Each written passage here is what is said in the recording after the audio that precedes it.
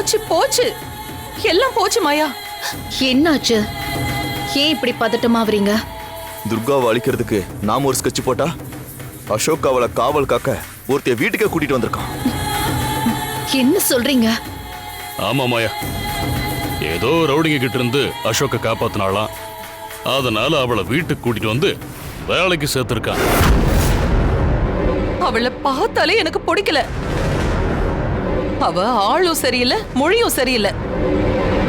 நேர்ல பார்த்தா பால் வடிகிற முகம் மாதிரி இருக்கு.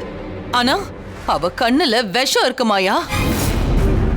அவளை பாக்குறப்போ எனக்கு அந்த கனகாதான் ஞாபகத்துக்கு வரா. இப்பதான் கனகா பிரச்சனை முடிஞ்சதுன்னு நிம்மதியா இருந்தேன். அதுக்குள்ள இப்ப அடுத்தவ வந்துட்டான்.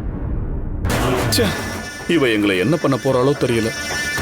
ஒரு பொண்ணு பத்தி இவ்ளோ பில்டப் கொடுக்கறீங்களே, அப்படின்னா அவளை நான் உடனே பார்த்தாகணும். எங்க இருக்கா அவ? ஹால்லதான் இருக்கா.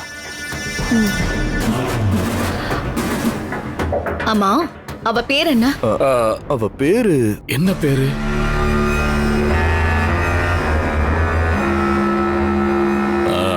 மாயா, அவ பேரை கேட்க மறந்துட்டோம். என் பேர் தானே?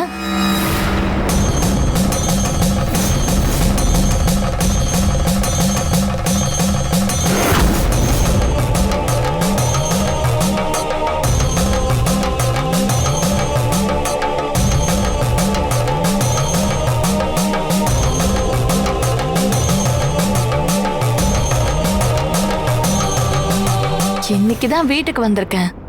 அதான் வந்ததும் பால் காய்ச்சினேன், எடுத்துக்கோங்க. நிறுத்து. பால் கொண்டு வந்து குடுக்கறதெல்லாம் இருக்கட்டும், முதல்ல உன் பேர் என்னன்னு சொல்லு. என் பேரு தானே? என் பேரு மங்கா.